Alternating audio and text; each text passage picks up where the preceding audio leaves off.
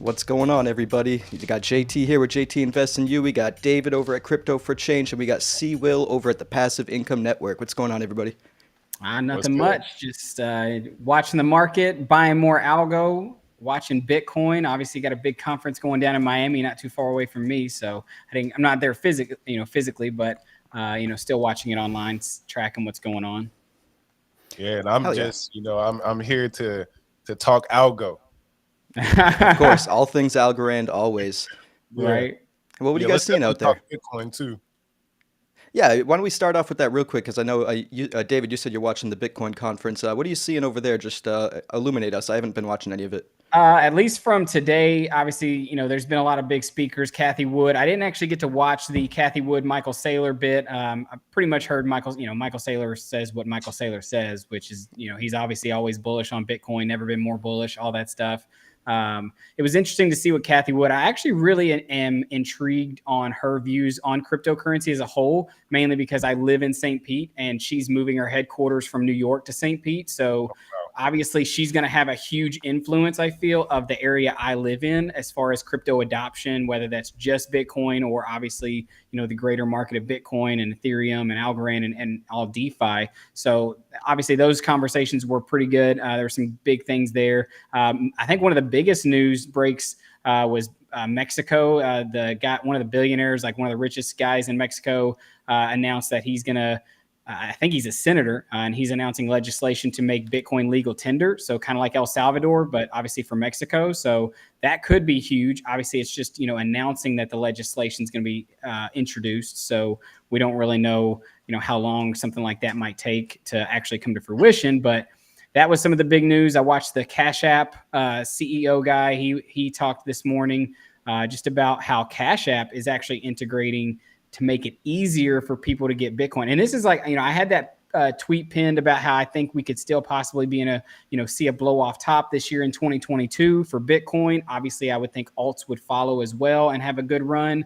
I think it's leading into that. I mean, stuff like Cash App, making it easy to not only I don't use Cash App to get my paycheck, but if you do, they're going to integrate a way where you can just easily select on a slider the amount of, or the percentage of your paycheck that you want to get paid in Bitcoin.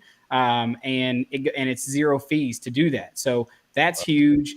And then obviously if you're spending on the Cash App and you're using your card, you can round up, the cents to buy sats. So if you got, if it's a purchase of $7.50, you can round up that other 50 cents and buy 50 cents worth of Bitcoin. So it's the thing we all know has to happen, like mass adoption. People, can get into crypto easier without so much of the nuances and the obstacles that we face, like having to learn about a wallet, having to learn about, opting into smart contracts, having to, learning how to send and do all this stuff. Like it has to get easier for the mainstream. And I think you're seeing that. And obviously the Bitcoin conference is, it's got all the big hitters. I mean, Aaron Rodgers, Serena Williams, and Odell Beckham. It has the studs, the stars out there doing their job to promote it and make people more, apt to want to get behind it. Because obviously no one wants to trust politicians and no one wants to trust some shady guy who's just a billionaire.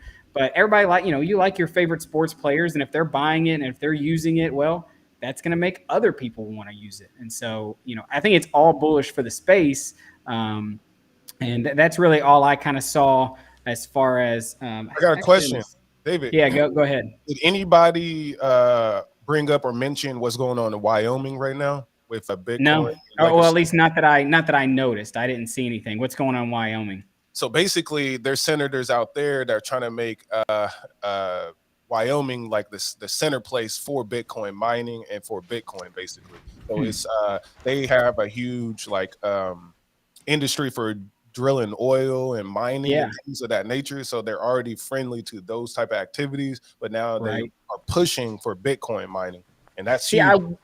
I wonder, because there's so many states in the U.S. I mean, there's even literally cities. I mean, I haven't done this research in a while, but I remember, maybe 6 months, a year ago, reading articles about certain cities, especially when me and my wife were thinking about moving in the U.S., that are actually paying people to move there. And I wonder if that's like some of these smaller areas trying to, woo and bring that tech just to kind of help out their area and capitalize on some of that. Because you got to think, you have Miami, who's they're obviously wanting to become, with the mayor Francis Suarez being such a proponent for Bitcoin and just crypto in general. Like, you're gonna have these cities in the United States, across the world, that are going to be the front runners of where crypto is adopted. And then you're going to have all these other areas that maybe, because of just the people who live there and they're leery of it, or the politicians that are there that don't like it, where it might take longer to get adopted. And you wonder if those places are going to fall behind on the greater economic scale.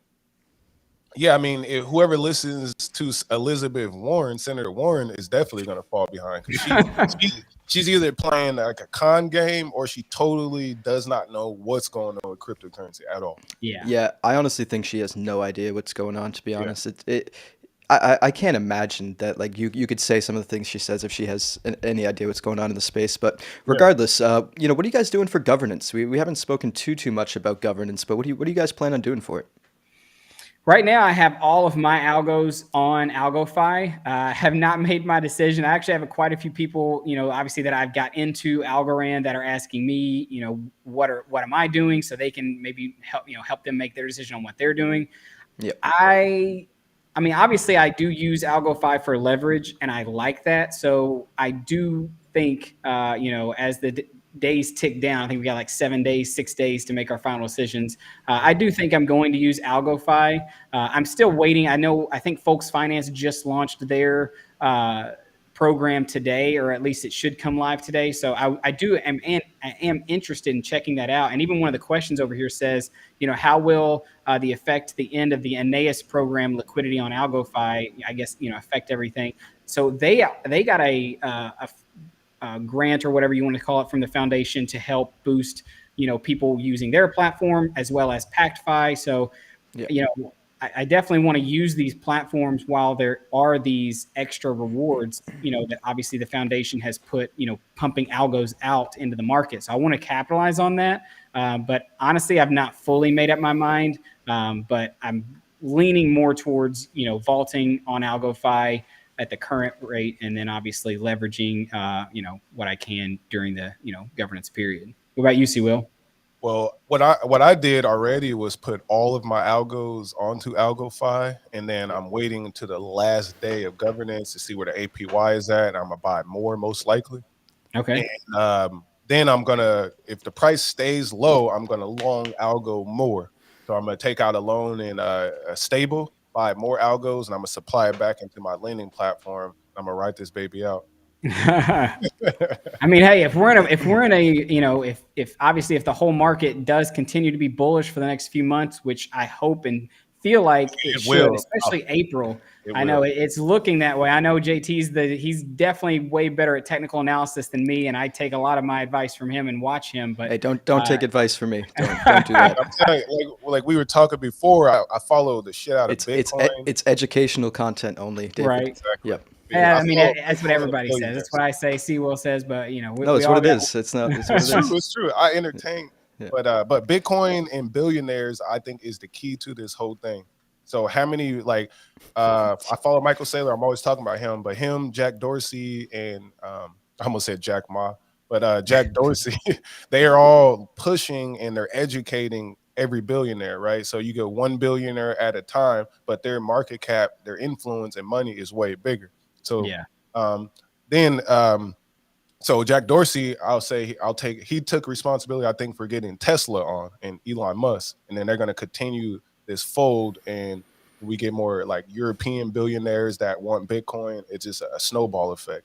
Bitcoin then rolls over to altcoins. Yeah. I am interested, obviously, JT, to hear what your plan is for governance, and then I want to ask a question, kind of get your all's idea after that.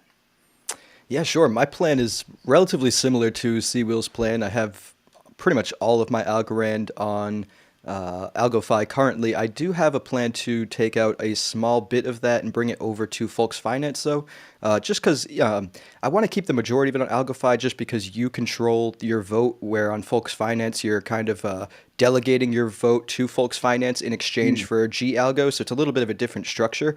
But I see some strategies that could unfold by having Algorand and G Algorand, and maybe even supplying liquidity to those because they are pretty much the same exact asset, so you won't suffer from any impermanent loss with them likely. So there just seems like interesting strategies I want to try. Plus, they're giving out some Algorand for the person that comes up with the most interesting strategy. And PactFi also announced that they're going to be joining that and adding more rewards to that. So whoever comes up with the best strategy will be rewarded well. So I'm gonna mess around over there as well. But the majority will be on AlgoFi. I do think I am also going to take out I'm going to borrow some more Algorand just to put it into my governance stash, just to get the extra rewards, and then at the end of the cycle, give the Algorand I borrowed back. But yeah, AlgoFi is like 95% of it probably. Yep. Trying to read if any of the questions over here or anything we want to answer real quick. Yeah, sure. I'm keeping an eye on it if you want to ask the question that you so mentioned before. And obviously this kind of comes on the heels of the Bitcoin conference, just listening to some of these people talk about, and these guys are people who probably, been in crypto, been in Bitcoin for, years, way longer than I've been in crypto. And I would assume most people who are buying it right now anyway. And, when you hear them talk about this future of, the dollar and, where Bitcoin's going, I'm interested. What are your all's thoughts? If you can, you look 10 years down the road, we look to past 2030, what do you see as far as, where do you think crypto in general could be from an Algorand standpoint, and from a Bitcoin standpoint? Like, what are you guys thinking, could unfold in that amount of time? I think 2030 could be a pretty interesting time for the crypto space. By then, I think it'll be relatively or pretty mature at that point. I'm not with the rest of the Bitcoin maxis or really crypto maxis in the sense that a specific crypto is going to overtake fiat. And I think there's a reason why they're actually doing a light hand touch on stable coins, because the United States actually sees stable coins as a way to continue U.S. Dollar dominance in the space, because most of the stable coins are dollar denominated. But that being said, I could totally see more central banks using Bitcoin as a reserve asset and maybe, backing some of their fiat with assets like Bitcoin in the future. I could see a huge role with crypto in that sense. Maybe not Bitcoin, maybe something else comes up along the line. But that being said, I think it'll be also great for Algorand, because hopefully it is powering the future of finance at that point. And, all the coins will be in circulation. So it'll be a very scarce asset by 2030. So I think it's pretty bullish from here till then. It could be a rocky ride till we get there. It's never a straight line up. You could have a bad year, you could have 2 bad years, but that doesn't mean the next 8 aren't going to be great when you average it together. Right. Yep. See, what do you think? Yeah, I think definitely a lot what JT said. And I would add, like, when I think about global currencies, right? Every country essentially has a currency. I don't know how many that is. Let's say 200 currencies. Some of them fell off and adopted the dollar. And now we're seeing Bitcoin being adopted as well. So we're going to have, I think personally, it will be Bitcoin would be that one global currency. But Bitcoin, again, pulls all the altcoins with it. So I feel like in terms of like global liquidity, Bitcoin will have the most liquidity. And then you'll have a whole bunch of baskets of currencies, cryptos that governments will use. And definitely, JT says stable coins will probably be half of that pot, because that I feel will be best used for transactions. Yeah. And the US dollar will only get stronger, I think. Yeah. So do you guys think what are your all's thoughts on CBDCs by that time? Is that still something that is going to be in like experimental phase or more in development in smaller countries? Look at China. Right now, they got, I think, 30 million people using the digital yuan. That's essentially a CBDC. And they're testing it. So if China goes full billion, that's already $1 billion right there. That would be a proven use case. Other countries could adopt. I feel like they'll buy digital yuan too. Yeah. I'll buy some. Like, why not? I've heard that it's actually the rollout of that isn't going as great as they expected, but I think that's to be expected with anything. When you try to roll out something that massive, you're going to have some hiccups. But I don't know. Have you seen the bill, or I think it's like a bill that Ted Cruz tried to put forth in the Congress or he's trying to get a vote on, that's essentially making it so CBDCs would only be able to be transacted like between central banks and like Federal Reserve banks within the Federal Reserve network and wouldn't be privately issued or publicly issued to public citizens. So we would still transact with like stable coins, but they would settle in a CBDC because it would be better for them to settle, but still give us the ability to maintain our privacy, really. That sounds. I'm like, I just don't try. I just don't know if the government really wants us to have privacy. No, the government definitely not. But I would much more support a CBDC that was just transacted by banks as sort of like a settlement layer, and we still maintain some privacy to our transactions. Because right now, if there was a CBDC enacted that and the public had access to the CBDCs, and that was it. There was no cash. There was just CBDCs. They could essentially control every single transaction you make on like a very literal level. People say that you kind of can now, but it's much more difficult. They could make your money disappear. They could have your money be inflationary, deflationary, like a timed out. You could have like this money's only good for 60 days, 30 days, 20 days, like freezers, all that stuff. There are so many things you could do with programmable money, and honestly, like it's weird how excited some of the space is for a CBDC just because it'll be built potentially on their blockchain. Because I think I still think the cons will outweigh the pros if it's for everyday people. I mean, granted, if it happens, it happens, and I do hope it happens on the blockchain. I am heavily invested in, but I am also okay with them never happening. Yeah. And the reason why I even kind of got to that question is actually the book right behind you, the Bitcoin Standard. The guy who wrote that book was just talking at the Bitcoin conference, right before I hopped on this call. And so some of the stuff he was pointing out, there you go.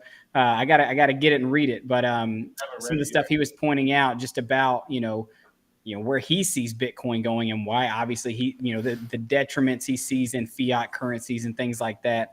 And it is interesting to think of a future where it is that, but it's not that far-fetched because of how everything is becoming more digital. Like well, what's up with the ISOs, like the ISSOs? I feel like those would be the bank's digital currencies, or potentially play some type of role. Well, they definitely a lot of those have the infrastructure or the groundwork foundation that it can be built upon. Yeah, exactly. Yeah, and I don't think any of those assets will be used as a currency. They're too volatile. Even in the future, they'll likely still be too volatile. So it'll be a stable coin either on Algorand or one of these other blockchains or a CBDC. I'm hoping that private citizens can still use stable coins because I think it's good to have competition in the market, and there shouldn't just be one central currency. I think it's really good that we have many different options for stable coins, and I think it should really stay that way, to be honest. What about NATO coin? I think they'll make a NATO coin where like Western alliances have their own one coin. Like the one world order or whatever. Yeah, they'll just lift the veil and just actually call it petrodollar and just. Livio, our life says, he's watching the Bitcoin conference. If Bitcoin will be regulated, who will stop the mining companies from taking control of the blockchain? I think this is also a worry about that a lot of people I think have about Bitcoin is like, Bitcoin is for billionaires. Bitcoin is just the money it's going to be the money of the elite, of the rich one day. What are your all's thoughts there? Let me chime in. Like, check this out. People don't know who's actually mining Bitcoin. ExxonMobil, right? It's the oil companies are doing massive oil mining or Bitcoin mining. That it's the same people. So yes, it's definitely a currency of the billionaires, but we have an opportunity to get some before it skyrockets to 100,000 or 1 million. So I think the opportunity is there, but it's definitely a currency of the elite. I mean, it is just kind of a symptom of capitalism. You're running a system where the capital controls everything, and even in the most decentralized attempts, you'll still have large influence by people with large capital. That I would still argue that even in that instance, Bitcoin would be much more decentralized than the U.S. dollar or a CBDC. But yeah, there is of course still centralization risk in anything where capital can control a majority stake. Yeah, like you look at Twitter, like Elon Musk just clearly bought in on Twitter. Now he's sitting on the board, so it's like that was a pretty baller move, though. I'm not gonna lie. It was. So, but I see that too. It's like as soon as like Kevin O'Leary, like he on the same thing. He's buying up mining companies and he's buying up the infrastructure of Bitcoin plus buying Bitcoin. So, and then of course Michael Saylor and all the people we already talked about, but they're doing it. So it's becoming a capitalist coin. Here's another question I have for you guys, and this is obviously, just in light of kind of the broader crypto market, but also Algorand, because we talk about, especially on all of our channels, but here on live as well. Shout out to Algo. What's holding Algorand back from, mooning and being a crypto that's more talked about, more used, and obviously with the tech that's behind it. Stacey Warden just said, she's been hyping up that this month coming in a month, there's going to be a lot of, marketing spent on Algorand. And you look at Bitcoin, right, with mining and how much the miners make off of, especially if you were mining Bitcoin early, but even now, how much you can make if you have the money to invest in these machines. There's a lot of money there, right, to making it. Then you look at Ethereum, right? If you're a validator, you're earning massive amounts of money off of all the fees of the users of Ethereum when they're sending transactions back and forth.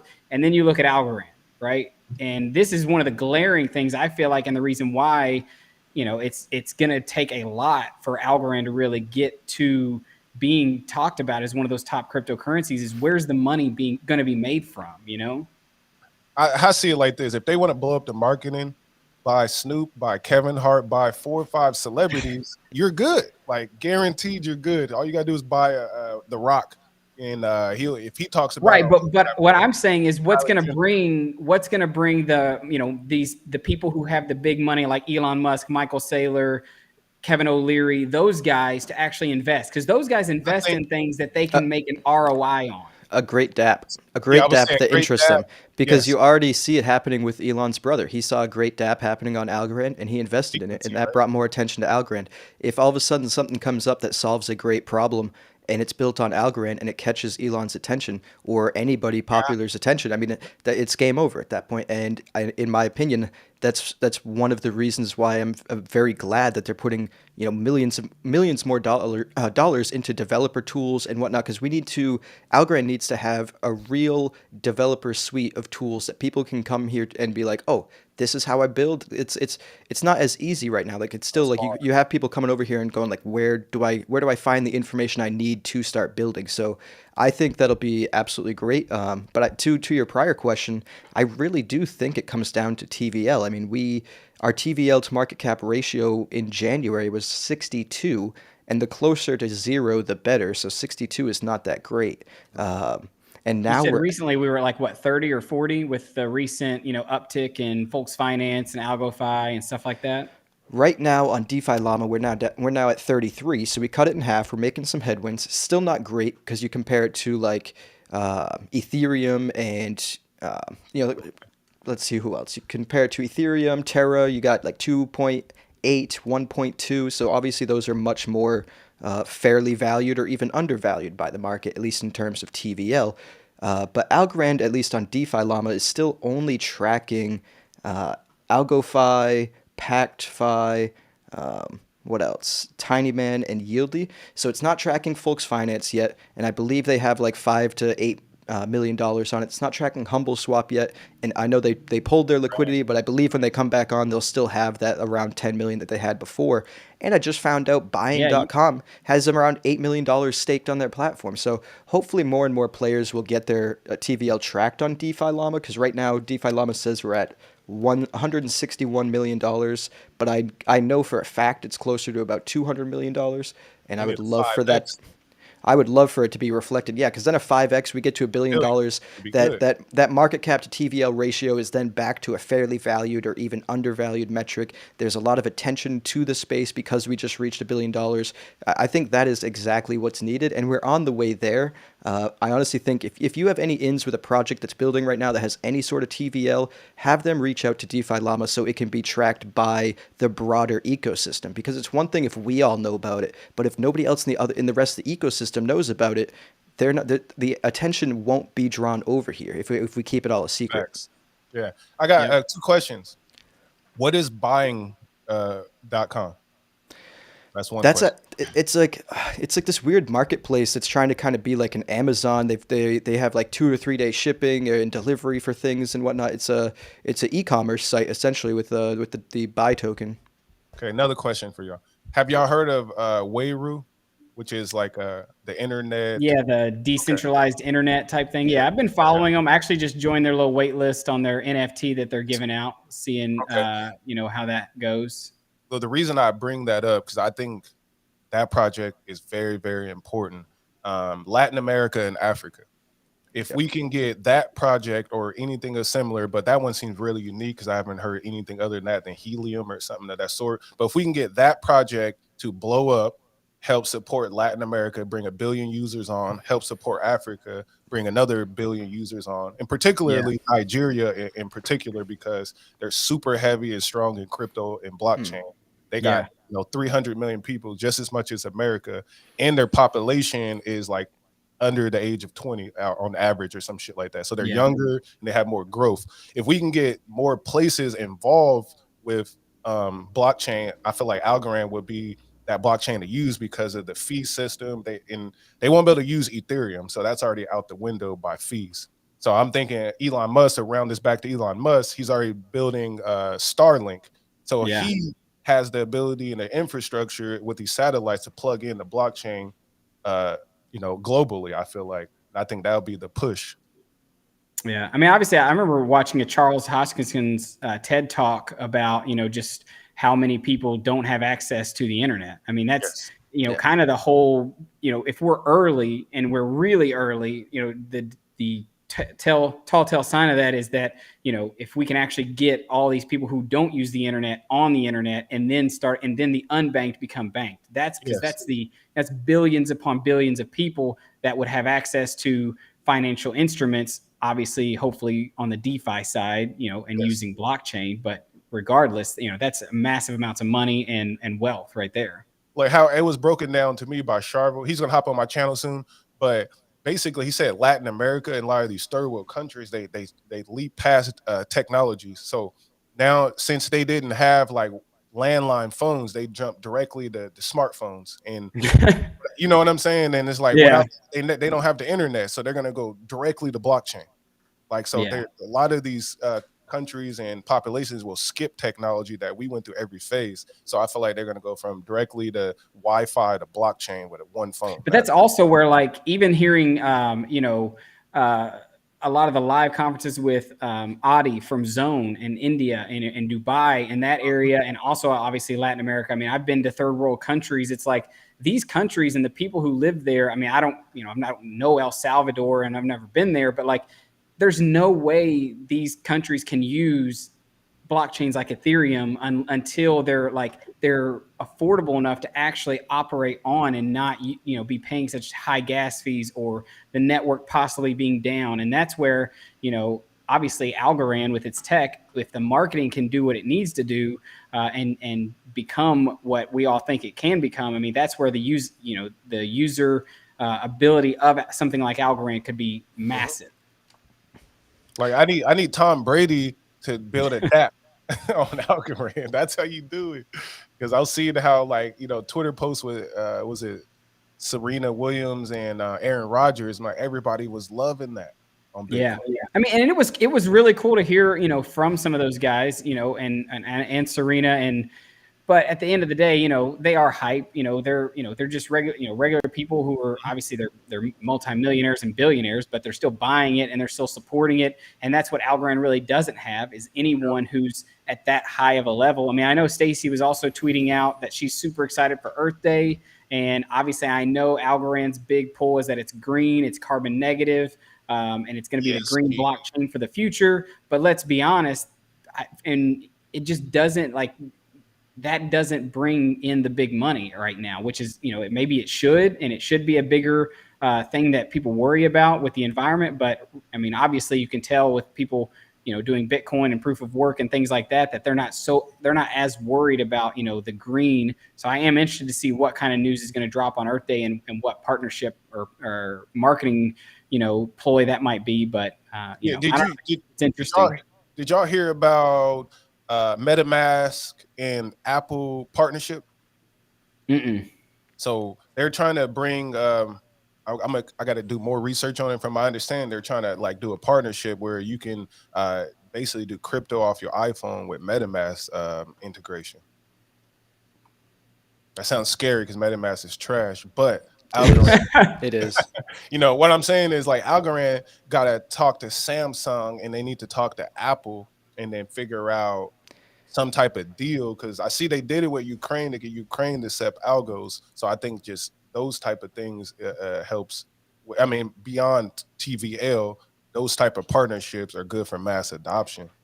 For sure, for sure. It's easier to, I feel like, to get those deals though once the money's already over here on main chain, Facts. which is one of the reasons why, even though Ethereum is objectively not the best technology, they still dominate the space because that's where the money is currently. And I think it's going to stay there until the merge, at least. Hopefully, hopefully it goes decent enough that everyone doesn't like lose their money. But I just suspect that it's not going to go as well as people think. That it's rallying or has like a strong price action leading up to it, but I don't think the merge is going to be as good as people expect. But going back to Algo, I just shared this a little bit, and one of the good things about TVL, even though as you can see here, we've never reached that 2021 high, or actually January 2nd, 2022 Is that high the of. hack? Yeah, that was right when Tiny Man was hacked. $237 million was our TVL at that point. So we haven't reached that point yet in dollar value. But one thing that's interesting when you switch over to Algo, we have reached an all-time high when calculated in Algorand. So So the this is price actually increase. this is actually pretty interesting because this means if Algorand gets back to say like $1.50 or even $2, if it got back to $2 and we just maintained this level, the TVL already would be like $410 million just at this current level with zero Yeah. growth whatsoever. So that's actually a pretty good sign, because that just means once the market turns around, DeFi is getting more use. So even though the dollar value is down in TVL, DeFi is still growing by algo value. It's still more and more people are using it. So once the token price turns around, the TVL is going to shoot up like So dramatically. let me Yeah. ask this then, as we're talking the TVL, and obviously with governance coming so close, because one of the things I've always wondered, especially right now, if I go over and I look at the governance page, right now 921.8 million algos are committed for governance on with the site right now. 28,000 governors, and then you go over to AlgoFi and you look at the vault right now, 29, Like close to 30. 30 Yeah. million algos are committed. I want to know, what are the what whales that are out there? Obviously, guys like Scaramucci, Borderless Capital. I know they're putting all of their money into building out the infrastructure of the DeFi ecosystem and helping these decentralized applications get launched. What are your all's thoughts on, are they using? Do you guys think they're using any of these, or are they just strictly just doing it out of their wallets for security reasons? What are your all's thoughts? I Well, think. Go ahead, JT. I just think, especially right, it's too early to tell because we noticed the last couple times the whales, the bigger ones, were kind of the last ones to commit, and there's still probably about 2 billion more algo waiting to be committed. There was about 3 billion last cycle, and I don't really see why there wouldn't be about the same this cycle. So, that could go anywhere. There's even if 500 million went into a couple of these apps, it would be absolutely gigantic, and it very well still could happen. There's plenty of time, so I'm not ready to be like, oh, why hasn't this flown into DeFi yet? Just because I think I really do think the whales are kind of the late movers. They want to get all the time they can, like just to not be behind those smart contracts. I think, you know what I mean. Right. So my question would be, if y'all know, we got governance quarter 1, 2, and we're on our third. What was the Yep. prices on quarter 1 and 2? What was the what? Price of algo. Certainly Algo higher. on the first one was, that was when we were like, I think that was the peak, pretty much. yeah, that was like Roughly. right. That was above $2, Yeah. and then obviously the second one was, Algo was in the middle, in the range between the dollar and obviously now under it. Yeah. Yeah, I mean, unfortunately, it hasn't been too bullish yet during the first two governance periods, but I mean that also is with the rest of the market. I mean, we follow Bitcoin's price action pretty steadily, so it's not like Yeah. Algo is singled out in that.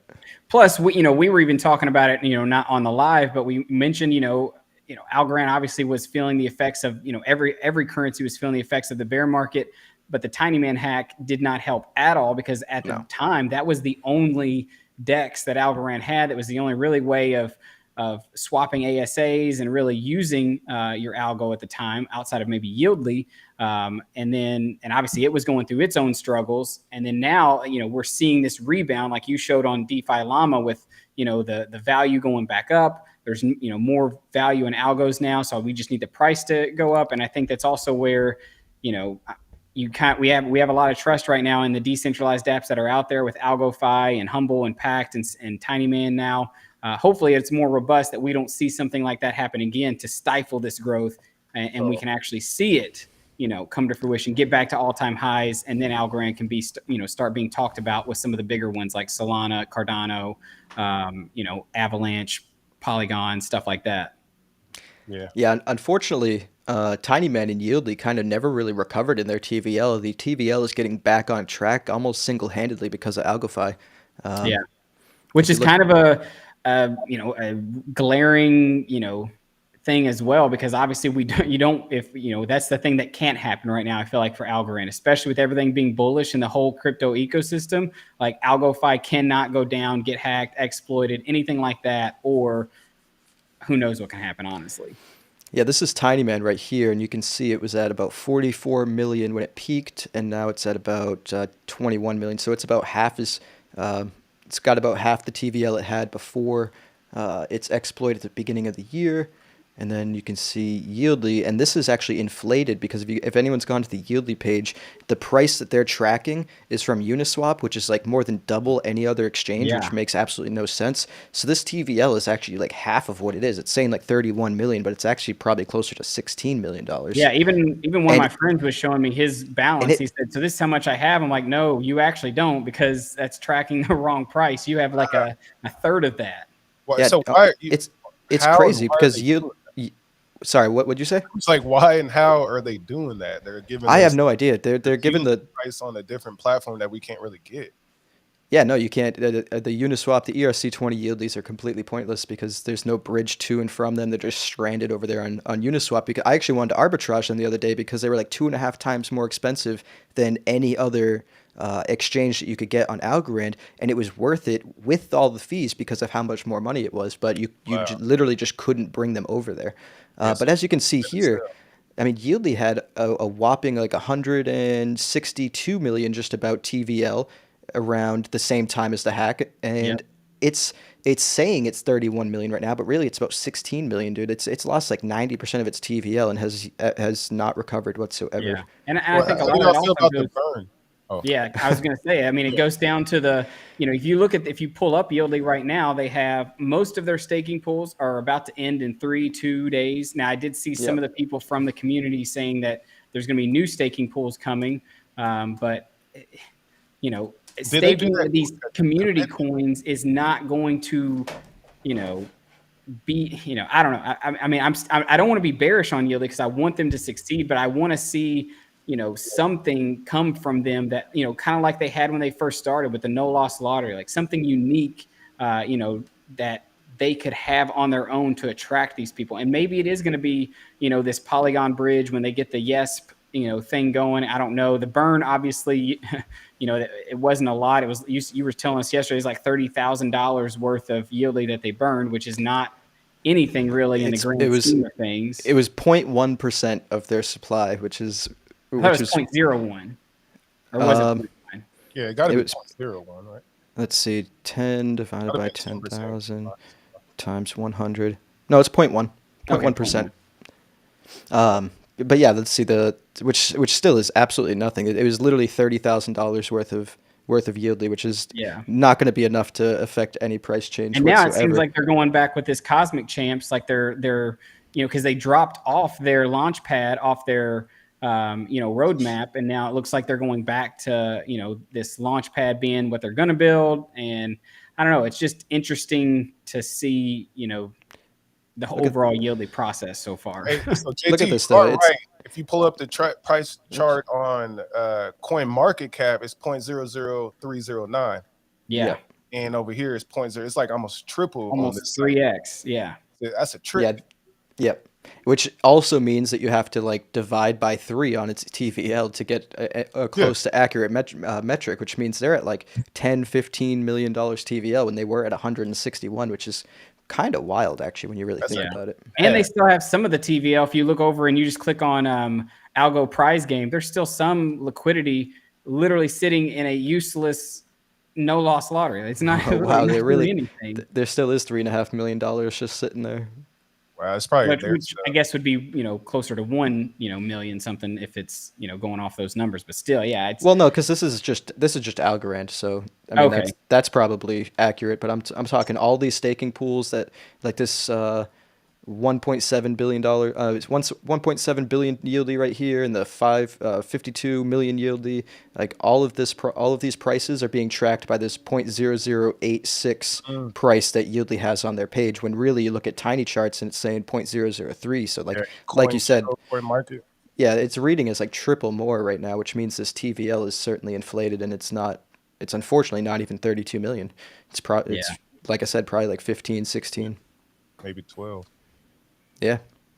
Yeah, I have not been using Yieldly since I sold mine and obviously didn't want to ride the storm that a lot of us kind of saw. Obviously kind of saw it last, but I'm still it's crazy to see, because I even think about this right now, and we kind of talked about it last time, that doesn't mean it's gone forever. Smilecoin, with their release, I saw an article which I'm not gonna. It's the article or the headline reads "PayPal killer." I mean, I feel like everything says they're the PayPal killer these days. But SDK converts platforms to Web3 in 10 lines of code. So Smilecoin was something that I know a lot of people had wrote off, in the Algorand ecosystem a while back, and just kind of forgot about it. I have kept tabs on it. I've not bought any of Smilecoin, but there's still. Obviously, I feel like the hype that they had maybe was a detriment to them. And then once they lost all that and kind of, maybe the developers kind of just got down to the bones of it and were like, you know what, let's just build a working project. Let's just get back down to what we were excited about and build something that's usable. And then we'll let all the price and the hype for the coin or whatever it is follow. So you could see something like that with Smilecoin. I mean, the price has definitely gone up like massive amount the past 3-4 weeks, and it could continue to go if something like Smilecoin can be a quote unquote PayPal killer, or something that actually is adopted and used. But there is still hope for Yieldly. I don't want to come across as someone who thinks that Yieldly's just in its grave and is down for the count. And obviously I feel like if Borderless and some of the bigger investors are still talking with them and working with them, I hope they have something coming out in the near future that will wow, the Algorand ecosystem and be usable. Yeah, I agree. Like, I'm looking at some of the comments. Smile is down. Yeah, me and Sewell were talking about that. We were like, he said he was up 80%, but down like 200%. Yeah. And that's the thing. It's like, you may be up, and that's why I'm not chasing it. I'm not buying Smile right now, because you don't chase green. That's, if you were looking to buy Smile, you would have bought it 3-4 weeks ago, and you'd have been building your position. You'd probably be exiting right now, but it's not financial advice. Yeah, it's like someone else says, PayPal killer is a bad marketing. I'm like, you came at like, no, that's as bad, because PayPal is billions. Like they're doing it. But I'll also say this: I know people who are actually leaving PayPal. They don't see the obviously I think PayPal is not going to be this giant that it has been in the past. I think there's going to be stuff that comes in the DeFi side and Web3 that's going to take over it. But nonetheless, like or Apple like buys them out. Do what? I said, or Apple just buys them out, because that's like, I mean, obviously, also stuff like that. Buying everybody out. So it's DeFi and Apple Algorand the best way to do it, in my opinion. Yes, Ryan McDonald. No financial advice, but yes. Yeah, not financial advice whatsoever. That's for sure. Yeah. One of the people said, if more people join the governance, will we earn more from it in rewards? Technically, the more people who become governors and the more algos that are committed, the less the rewards obviously you would receive, because there's a fixed amount each period that are given out. Right now, it's 70.5 million rewards. Yeah, 70.5 million algos are given out in the next governance period. Yeah, show us some hopium right here. Yeah, this is what I'm really hoping for. I mean, nobody can predict the future this far out, that's for sure, but I am hoping for something like this, and primarily because, sorry, there's a little bit of lag on this. This website takes up so much energy, and so does the live stream, that there's a little bit of a lag. But let's see. If you can see in the past, we've had similar structures, these nice cups right here, this nice cup right here. Um, let's see, let me make this trend line a little bit bigger so you can see. These are the trend lines that we've been following in since, let's see. Since COVID started, right? March 2020. Yeah, since about March 2020, we've been in this trend. I mean, we're falling below it a little bit, but I do have hopes that we can sling back up into it and then hopefully hit the top of it, and that would be our blow off top scenario potentially around August or so. Of course, no promises. It could never happen. We could not get a blow off top anymore. That could be the end of blow off tops. Who knows? But I do think, because all crypto cycles have ended in a blow off top before, that we're still likely to get one.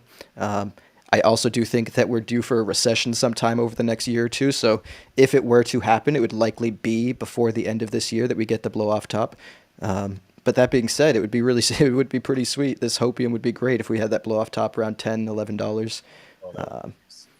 It would be a game changer right now. Everyone wouldn't be complaining about the price action at that point. I'll be in Dubai this year. Yeah, I'd be taking profit, and that's the thing. It's like, when it runs like that, that's where you got to have your strategies in place now on how you're going to take profit, what you're going to do with those profits to maximize, if there is, just like there can be that big run up, you got to think there's on the other side of that, it could just as fast come all the way back down to $2, $3 to find support. And imagine, I mean, I literally can see Twitter right now. If something like that happens where Algorand moons to 11, it comes all the way back down to 2, the amount of people who are going to be so mad if they didn't take any profit on the way up. I'm not going to let it happen this time. Oh, I totally think it really could have a blow off top around 10 or 11 and come strikingly close to $2.5, $3 after that. So yeah, for sure, take profits when you see them, especially if it's incredible profits. Take them. You're like, there's no harm. Yeah, there's no exactly, not all. You don't have to take all of it, but take some. Always leave a moon bag, because you never know, it could keep going forever. But no one ever went broke by taking profits. So like, right, you only get rich from that. Exactly. I mean, if you want to see a couple more good things on Algorand TA, I'll show you real quick. And let's talk about the NFTs also. Yeah, let's talk about NFTs. I showed you guys this yesterday when we spoke, but obviously not the crowd. This is the MACD. It's been on this downtrend since about October 2021. It hit here, and got rejected. It broke through here, and we're having a retrace. And if it can claim this resistance line as support and bounce off of it, we're still maintaining a bullish structure. And I think we're going to do that, but all eyes are on that currently. And when we're seeing a similar thing right here with the RSI, where we had this trend line, this downtrend line from September 2021. We hit here and were rejected. We hit here and were rejected. And we broke right here. And we're coming back down, and we're landing close to this new trend line. And I'm hoping we hold this new trend line and create an uptrend instead of maintaining the downtrend that we were in before. But yeah, time will tell. There are certainly bullish signs that this retrace is perfectly healthy, and maybe a good time to load up. Not financial advice, of course, but that is what I'm seeing, and I've bought in probably like 8,000 Algorand over the last day or so. Yeah. One of the commenters asked, "What's your favorite project coin in the Algo ecosystem at this time?" At this moment, AlgoFi. In the future, potentially things like C3 protocol and anything else that can incorporate state proofs into an app. Yeah, I'm with AlgoFi and Opolis. Though their platform's not out, I do have the token. But I'm pushing because I like that, and also Alchemon. I know that's not similar, but Alchemon is for sure my favorite NFT project. Yeah. Talk to us a little bit more about that. I know you're more involved in the NFT space than both David and I are. Yeah. Yes. So Alchemon. So NFTs, that's my favorite project. I tested out the game beta about 2 days ago, and it works perfectly. you download the app on your desktop. You log in, you create a centralized account, which is just your email, verify that account, then you connect your wallet. And then the wallet pulls up all your Alchemon, all your coins. Then you pick your players, set your battle up, and you battle. I won my first battle, and I won some Alki coin. You can then take that Alki coin, the tiny man, swap it out for algos or keep it or whatever you want to do. So real world utility. I mean, the game is basically just imagine Pokemon. It's like basically Pokemon on the blockchain. So it's amazing. And yeah, that just basically I'm like, wow, because I'm I'm a futurist, so I'm like, okay, where can they go next? If they have successfully went from I'll say it was very confusing at first. Like, what am I doing? I'm buying cars and I got to send them to hunting ground, send them to a random wallet address. Like, we don't have to do that type of stuff now. You can basically, I would just buy my Alchemon or get one of the shuffles, then you can go play.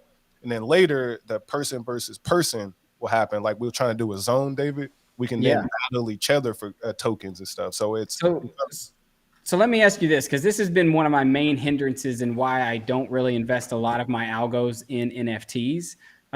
What's like, and I get it right now. Like, I don't mean to sound like I'm calling Algorand a cult-ish, and each cryptocurrency has its own cultish little following, and like they all got these games in them. But like, I think of, like you said, a futuristic, thing. Like, what's gonna, we already have Pokemon, right? It's a massive game. What happens when a lot of these, Web 2, I guess you could say, game developers start developing their games on Web 3, which are probably going to be way more polished, way fancier NFTs, 3D, like all kinds of crazy stuff that maybe some of these projects are limited and are not going to be able to achieve, whether for just development reasons, they got the funding, the money, whatever it is. And then, I get it. It can be fun now, and there could be some gains to be made in the short term. But my fear is what happens when the big game developers from the Web 2 world, move in and start to take over the Web 3 and creating, their own spins, or just even, advancing the things that are already there, like Pokemon. But then there's a Pokemon NFT series. Like, we saw Pokemon Go and how that like crazy, that whole craze went, and everybody was running around with their phones trying to catch them. And like, what's to stop them from doing something similar? And then, kind of the hype, I guess, dying down. That's my fear, I guess. I'll say this, because if you follow Pokemon, do y'all remember Digimon? Yeah, I remember. I mean, I never played it, but yeah, I remember it. Xbox, we got PlayStation. There's going to be more. That's what I'm getting at. Like, yes, we need Microsoft or Pokemon, whoever, to do this, which all it does is help legitimize things like Alchemon. Whether Alchemon survives or not, I think it will. But I think overall, we just need everybody on blockchain. That's kind of what I'm pushing. So as I told Clifford too, I was like, watch out, because once you get popping enough, Microsoft will just buy you, right? They're into buying stuff that's already built. That's what investors are in this era of doing. Is like, why build if I can buy this guy and then blow his platform up? Yeah. And that's where it could happen. Like I said, where these big Web 2 guys come into the Web 3 space and either build or buy out or whatever it is. I guess that's where my fear would be, is like, I don't want to invest too much of my capital, I guess, in things that, I mean, obviously everything is very,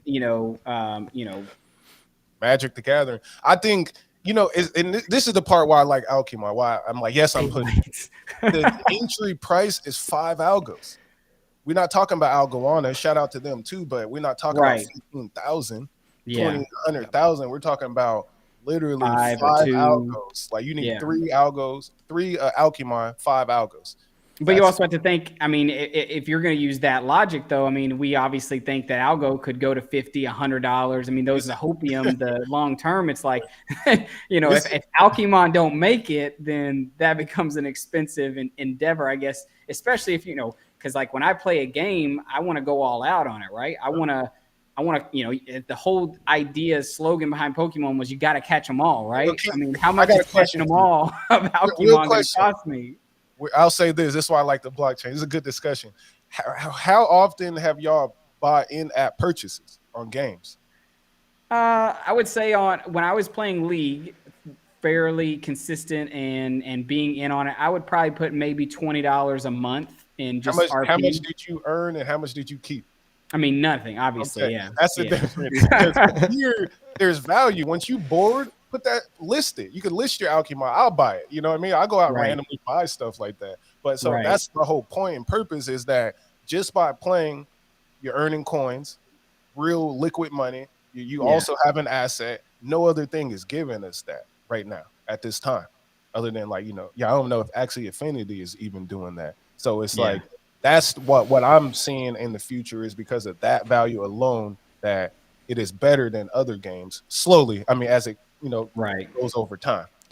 Yeah, Yeah. I think GameFi in general will be big. I don't want to obviously say for certain if Alcemon or any specific one Yeah. will be the winner, but I will say I do understand David's concerns, and I do think that the gaming space that focuses more on the play to earn aspect and less on the game won't survive in the long run. Like there's a lot. There seem to be some games I don't necessarily know about Algorand in particular, but just in the blockchain space where it seems like a lot of the emphasis is on the earn and not on the game itself. And I really do think the game itself has to be good enough to sustain that long term. I don't think the earning aspect will be good enough to prop a game up for the long term. Yeah. No, I mean, 'cause that's I why think people got into that Elder Ring. I mean, everyone was playing it once it dropped, right? Because the gameplay, Was right? fantastic. Yeah. The videography, the cinematics in it, the detail. I mean, all that had to be there, and nobody was making money. You're spending money, to buy and to.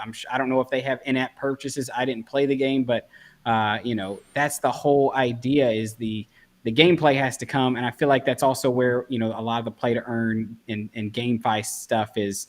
It's trying to just raise money, right? With these coin launches and token launches and NFTs that they're selling, they're raising all the money on the front end with their sales to then build out the game as it goes on, and that's where I worry some of these may take so long to build a game that's that looks spectacular to play, that by that time there's already going to be the big movers in the space and they may get overlooked. You know what I'm saying? yeah, Hey, that just goes back to the very valid.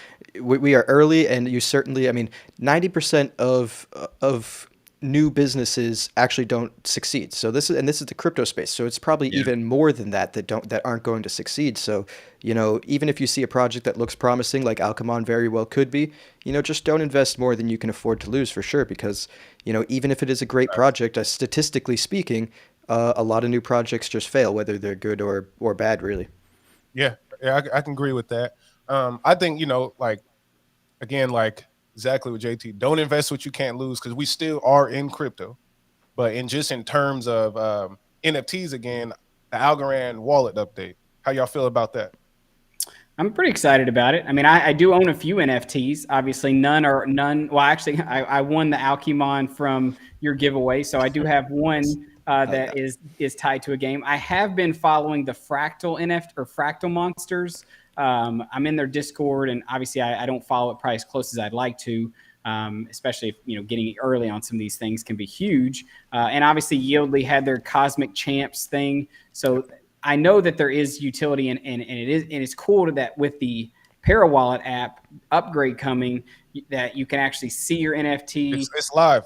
Yeah, yeah. And so you can see it as a 3D rotating thing, which obviously I feel like is the next step in onboarding more people into buying NFTs and trading them. Like it's like video games going from 2D to 3D. It's that next thing that like gets people hooked into buying them and trading them because then they look more shiny and they have more detail and they pop and it's it's like trading cards back in the day. I mean, I used to play Yu-Gi-Oh! And obviously I used to have the Pokemon cards before it was like, the game I was playing. It's like that was a flex, the right? binders full of them.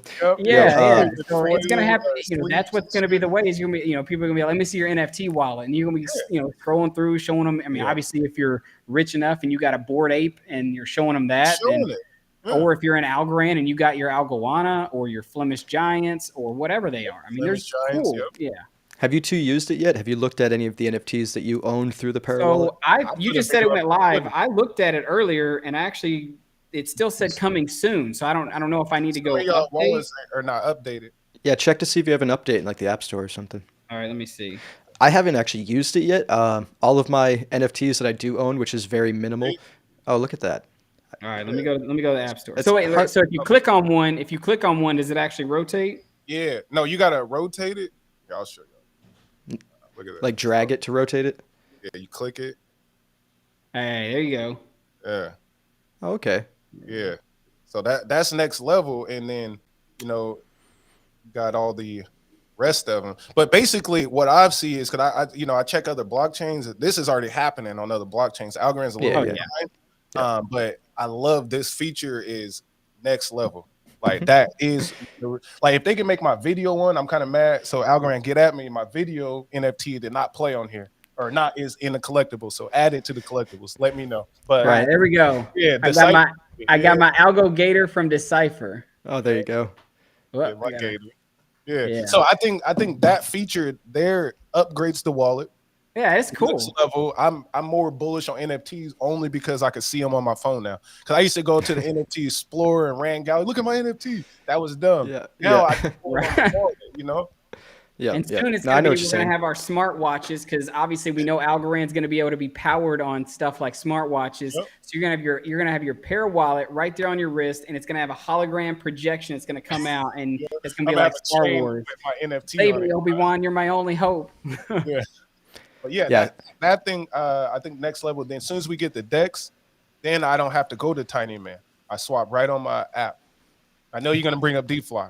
Yeah, you're about to say you already have that with DeFi. Yeah. Yep.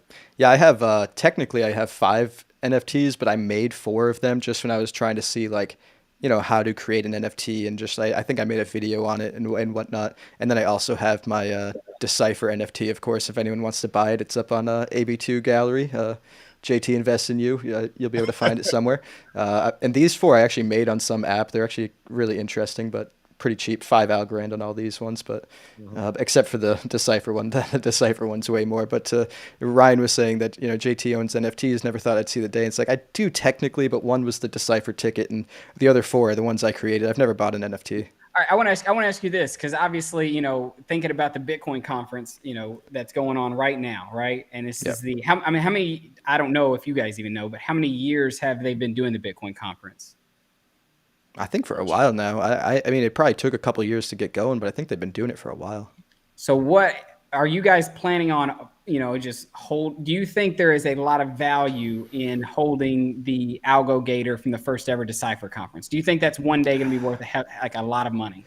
I've gone back and forth about this, to be honest, because like there is a possibility that they could give perks to the people that held and never even like moved or sold their NFT to anybody. They could give perks to the first first movers, the OGs in the Algorand space. Maybe Decipher 5 or Decipher 10. Like there's like a OG perk to like the 10 people that still hold their original Decipher ticket. But yeah, I don't know. I mean, I would be okay if somebody bought my NFT, but I also would like if like next year they did announce it during Decipher that there was some like cool perk, I'd probably be like, damn, I wish I didn't sell that. Right. I mean, because I'll be honest, when I first started buying them, that's the only reason I was buying NFTs was for the potential that it could possibly this artist could blow up and this NFT I was buying could be worth 10x what I bought it for.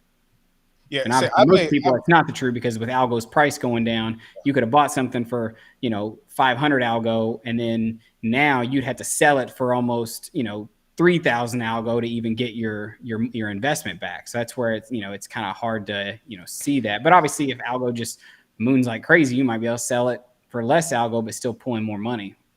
Yeah, see, I sold I made I think I had 2 NFTs that I sold, and that was kind of what JT said, experiment. It's almost been a year now, but I am thinking about going back and providing some utility somehow because I want to do more NFTs. Basically, I think they're fun, and if you use them as like some type of access token, depending on what you got going on, I think that part is cool.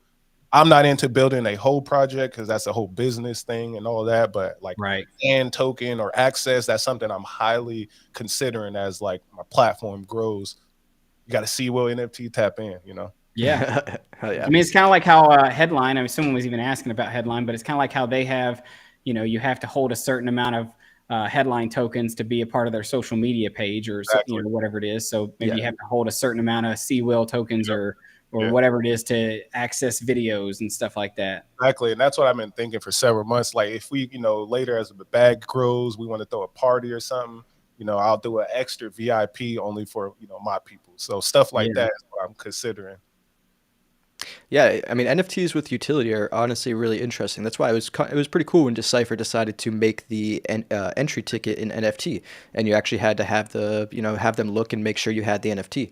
What if we get in free with our Decipher tickets next year or the next Right. year? I doubt that. I doubt they let that. They're gonna fund that event with our money, not theirs.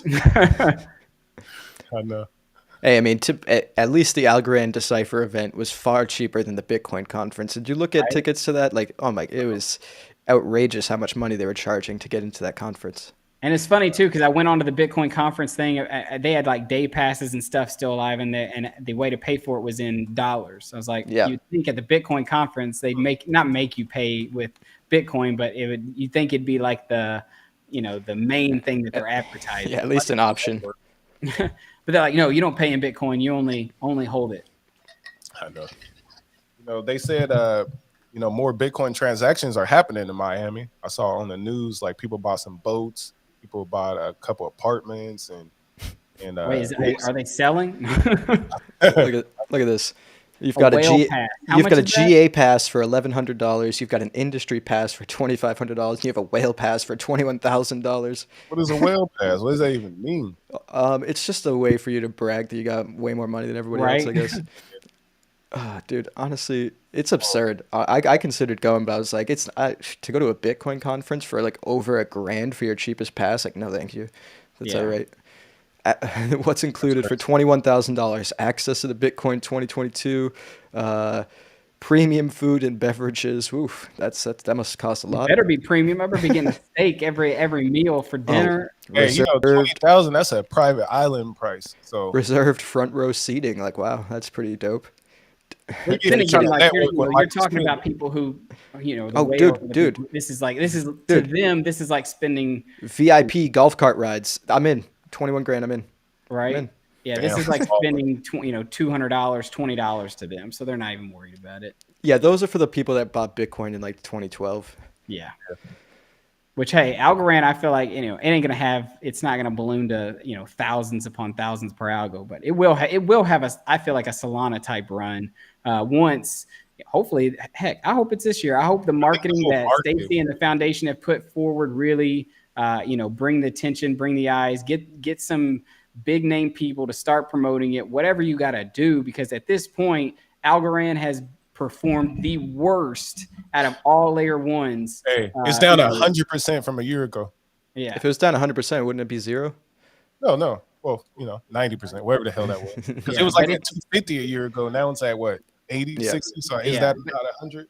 But still, it's like, it's performed the worst, even though it has superior tech. Like, how is Solana that it literally has downtime where literally people, imagine just waking up wanting to go check your Algorand and like move stuff around and be like, oh, the network's down. I can't do anything today. 13 hours. Yeah. And imagine if you got a lot of money on there. Like, that would freak me the heck out to know that like maybe I'll wake up and I can't touch my, the money I have invested. It's like, how is something like that ranked in the top 10? I'll tell you, Algorand is sitting at 30 right now. I'm on another blockchain I'm using right now. I got money stuck on it because exactly what you just said. It's frozen right now. Which one? It's Juno. It's one of the Cosmos. Yeah. So I guess you could say. Yeah. Yes, Cosmos IBC. So it's all bad right now to like have that feeling of like I got thousands I can't touch, move, or do anything. Yeah. I mean, I felt that way even when I had ETH. It was so much of ETH, and I still have a lot of things built on ETH sitting on my ledger that I'm not touching because right now it still costs way too much, in my opinion, to move off of. So it's just going to keep sitting there. And obviously, I hope the investment turns out and those things still moon. But still, it's like Algorand needs to do something this year and take advantage of this run that hopefully we're all about to see. Because if it doesn't, then I mean, it's just a big opportunity missed. I had a ETH transaction take like 3 weeks once, and I was just like, this is really absurd. I mean, I definitely was cheap, and I tried to like not pay as much gas as it said. So I was like, no, this is absurd. I was like, if I pay less, it, I mean, I can wait an hour or two, no big deal. I had no idea it was going to take freaking like 3 weeks, dude. I was cool with being patient. I was like, I got all day. I don't need this money right now. Like, I'll pay less in fee if it takes a couple hours. Like, no big deal. It took 3 weeks. I was like, Jesus Christ, what's happening? And some of these transactions literally fail, and you still have to pay the Oh yeah, you'd still lose the fee. Wasn't Yeah. it like the Bored Ape, or when they were minting the ape coins or something? Or No, it was I know what's her name, Mila Kunis. And Ashton Kutcher, they launched their like stoned cats or something like that, or whatever. And the amount of millions of dollars worth of lost just like fees because and the transactions thing is, failed. The funny thing is, and this is why I've been I called Ethereum a scam in one of the discords and got some heat on it. Excuse me, Yeah, you're good. But this is why I caught a lot of heat from saying something like that, is because it's not lost. That money is not lost. That money is all going to pay the validators of Ethereum's network. That's what's happening. And that's the reason why, I just can't get behind, Ethereum as a whole, because it's kind of like Bitcoin in the fact that it's helping the people all the way at the top make more off of the unsuspecting people and the people who don't really know much getting in and just trying to use it on a daily basis. Yep.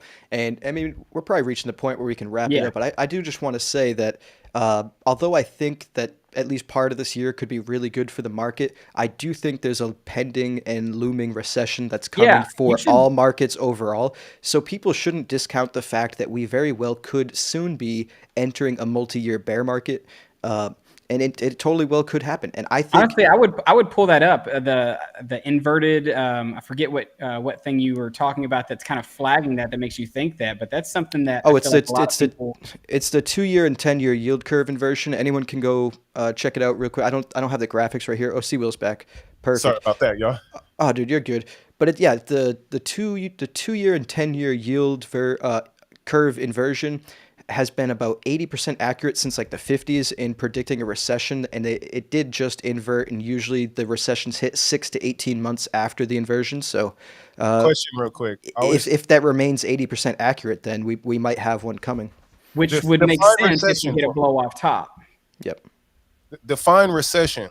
Like what is that? I think I asked you this before, but what exactly is a recession going to do in terms of the economy, prices, and things? I mean, it's just short term, like bearish, really. I mean, recessions aren't as bad as depressions, but they're not good for things. How much is there like a capital usually flees to safer investments, whether it's just like holding cash or even bonds that are yielding less than inflation just because it's safer and preserving their capital. I mean, they're usually short term and short lived because a recession, like I said, aren't as bad as depressions. I mean, we've had plenty of recessions since the 50s, and we're still chugging along fine as a nation, and we will continue to do so. So it's just like a short term blip. I mean, we live in a boom and bust economy, and sometimes things boom, sometimes things bust, and I think we're on one of the ends of that cycle. That makes sense. I was gonna say, if a correction on like the S&P or whatever is like less than 20%, that would be considered a correction. More than 20% is a crash. Like, is there a level at which it's a recession kick? It's like technically called that, or is it just kind of like more or less just like the overall macroeconomics? I think a recession more refers to GDP growth and 2 like negative quarters of GDP growth or something like that. But yeah, I mean, overall, it's not a good sign for the economy in general, because especially risk assets, people flee risk assets when they hear recession and move into whether it be bonds, cash, or even just safe S&P funds or something like that. Well, I think there was only one last quick question I think I had just for you guys. I know we're over an hour, so obviously people who are still hanging out with us, much appreciated. Obviously, I'm sure we have people who are also just jumping in at the end. One thing, I woke up this morning, Coinbase sent me an alert saying that a certain crypto was available for trading, and I want to get your all's thoughts on this because I saw someone say, I am good with Algorand not being popular right now. It allows them to get state proofs, 10,000 transactions per second, et cetera, going. Then when everything else is failing, Algo will look amazing. It will, and we can accumulate. Right. I am super excited for, the technology that Silvio has created with zero knowledge proofs, right? And the ability for, contract calling and, all this stuff at C3 protocol and everything, where Algorand could be used as the base layer for transactions being settled. But the coin that came up on Coinbase today, let me pull it up real quick because I actually bought some just so I didn't lose it, just like a small little amount. Mina. So and obviously I didn't know much about it, but I read it and it said, Mina is a cryptocurrency that powers that powers Mina protocol, a layer 1 blockchain that aims to be lightweight, privacy preserving, and easily verifiable. Developers on Mina can build privacy preserving smart contracts and decentralized applications based on zero knowledge proofs. So you're seeing Ethereum start to dabble, even with Polygon. Polygon, the way it's scaling is with zero knowledge proofs. You're seeing this thing built on Ethereum now be able to, I guess, be a side chain to help with zero knowledge proofs. Is Algorand going to take too long before Ethereum just tries to solve all these things? Or, kind of like you said at the very beginning, JT, do you see this merge and Ethereum just crumbling and then and only then is like the light going to come on Algorand and everybody going to see exactly what it's got? Well, I guess there's two things real quick. Because first, the merge, even if it's successful, isn't going to be the panacea everyone hopes it's going to be. It's not even going to solve the gas fee problems. The gas fees will still be ridiculous, which is kind of absurd. Like, what's the point of the merge if it's not going to solve one of the biggest issues? That being said, I don't know if anyone listened to the most recent interview that Adriana Bellotti did with Silvio just recently for Blockchain Australia Week. He was talking about a privacy layer for Algorand that they are building in the works currently. So in my opinion, Algorand's going to be the blockchain for everything. Like, it's going to have the privacy layer chain. It's going to be the interoperability chain with state proofs. It's there. I don't see much of a reason to need many of these other chains with what Algorand already has and has in the works. So I don't know. I mean, it's good to have competition in the space, but obviously, if the Algorand Foundation believes the same, she made a tweet. The last. Well, they're paid to say those things too, though. I mean, well, but still, I mean, it's you got to take a. Oh, for sure. I mean, obviously, she's got to root for the thing she's the CEO of, but you got to, and I fully believe her. But you certainly have to take anybody on the inside. Like, they have a bias for sure. Right, and I was more going to say about her thinking that no matter what, with other chains and whatnot, everything could one day still be settling on Algorand because of the tech that's there. That even if it looks like Polygon or Solana or Avalanche is this great, amazing thing, there's still maybe a lot going on underneath the surface that maybe people who aren't really plugged in aren't going to notice, but the people who are see what's actually happening. I think the future is bright, even if this year isn't a green year. I mean, people got to remember that some years there are red years. I mean, it is what it is. Even things that are in a macro uptrend have negative years sometimes. I mean, Amazon had a 90% drop at one point in its history, and look at it now. So I don't know. I just wouldn't be too concerned about the short-term price action. If you are concerned about the bearish short-term price action, build up a stablecoin position, deleverage yourself a little bit. Do what you can to make it so you have a cushion and are able to ride out the bearish market stress-free, able to dollar cost average in if you choose to. But certainly, I just don't be too concerned over short-term price action. That's for sure. Yeah.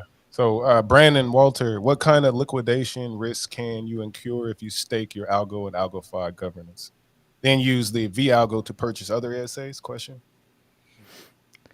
I mean, if you are just putting your Algorand into a vault for governance, there's no liquidation risk. If you start borrowing off of that money that you put in the vault, then you have a liquidation risk depending on what you borrow, how much you borrow, and what you do with it. There are so many variables that it's hard to give you a direct answer on what the risk is, because you could borrow a stable coin, which is a less risky asset, or you could borrow more Algorand, which obviously if you supply and borrow Algorand, there's very little risk of a liquidation. But there are so many ways you could structure your borrows that could make it more or less risky. So it's pretty hard to give a direct answer to that. Yeah. And also always don't borrow is the easiest way. Yeah, don't over borrow. Especially on a bull run, because that's when I feel like, especially because everything is so new to Algorand, I feel like a lot of people might get burned if we see another big run, because early, last run, we didn't have these, all these protocols to be able to do it so easy. But with it being one click away where you can borrow and then literally you don't even have to leave the platform. You can borrow USDC, swap it for algo, supply it, and then you see your amounts increasing. You can borrow more. I mean, you could quickly get into a cycle where you've way over leveraged yourself, especially on a bull run. And then if that thing turns south fast, you're going to get liquidated faster than you know what to do with, and it could put a really sour taste in your mouth. So I feel like you do tons of research on, you know, margin on just trading with margin and leverage and stuff like that before even touching, you know, borrowing anything. Yeah, and you know, not everyone wants to do it, but you know, maybe sit down and just do a little bit of math and play around, like, you know, supply and borrow something, and then just take a pen and paper and be like, what would happen if the price of this asset went like down 60%, and then chart it out and see, you know, do the math and figure out if you'd still be above water or if you'll be under collateralized at that point, and do the same thing in reverse. Like what happens if these tokens like quadruple in price? You know, do the math real quick and just make sure on all of the extremes that you'll still be over collateralized, because once you reach a point where you're either at or under collateralized, they're liquidating your entire stash. And the thing is, like, that's why how you saw just a couple of days ago when Bitcoin had the big movement down, 400 and something million liquidations happened across the most popular exchanges, and even one of them showed one person like got liquidated $4 million. Like, and that doesn't even show all of the DeFi liquidations. So like what they could track across centralized exchanges, it was like you said, like $400 million of liquidations. Yeah. You add DeFi, I'd bet there's probably $500-600 million worth of liquidations the other day, just because people, you know, borrow more than they should, or, you know, a little bit too risky. I mean, I love AlgoFi. I love these platforms. I think they're very needed in the space, but I also think that people really should watch a couple of videos, you know, read a couple of things, and just start out small before they dive too deep. You know, you don't want to dive in. You don't want to dive into the deep end before you've ever swam in the pool before, you know? Yeah. And know that this diving in the deep end, what that means, I feel like, is you're not battling against just other people. I mean, you are, like, other, you know, people who are trading, but you're also battling against algorithms and computers that literally can take all this data, put it all together, know exactly where, you know, maximum pain is and where profit can be made. And bots can trade massive amounts of crypto to make the market do exactly what it needs to do. Even one of the guys that's in the Algorand community, because you're bored, you know, he was posting yesterday some charts showing that, like, you know, it came exactly right where algo needed to come to, you know, liquidate some people. And it happens, you know, it's not a science, but, you know, these computers are smarter than us. So you got to be careful. The thing is, with transparent blockchains, I mean, there is that data out there, so somebody can see where all these liquidation points could be, and market manipulators really could, you know, pump or dump certain prices to hit certain points. I mean, it unfortunately happens a lot, especially when you're working with a lot of capital. But I just want to answer Brandon's question real quick before we sign off, and he is asking, is the algo locked for 90 days, or can you pull it at any time? And whether you're doing governance the traditional way through just your wallet and interacting with the Algorand governance, or whether you're doing it through AlgoFi Vault or Folks Finance or whatever, you do need to keep it in the wallet or in the vault for that 90-day period in order to be eligible for the rewards. But if you do need access to it, you can access them and take the Algorand out. You just won't get your governance rewards at the end of the period. So to be eligible for the governance rewards, you absolutely need to, quote unquote, lock them for 90 days. And it's a soft lock, meaning you can move them if you need to, but they do need to stay there for 90 days for the period, and you do need to vote to be eligible for the rewards. Yep. On that note, is there anything else anyone wants to say before we get out of here? It's been about an hour, 20 minutes. It's been a great session. Yes, it has been a great session. Thank y'all for all who have been tapping in with us. We definitely doing this more weekly. Yep. I'll go to the moon. Yeah, we appreciate everyone that's tuned in, everyone that's hit up our comment feed. And if you haven't done so already, go subscribe to the Passive Income Network. Go subscribe to Crypto for Changes channel, and subscribe to my channel if you haven't done so already. And smash that thumbs up button too. Heck yeah. All right, guys, we'll catch you in the next one. See you later. See you, everybody.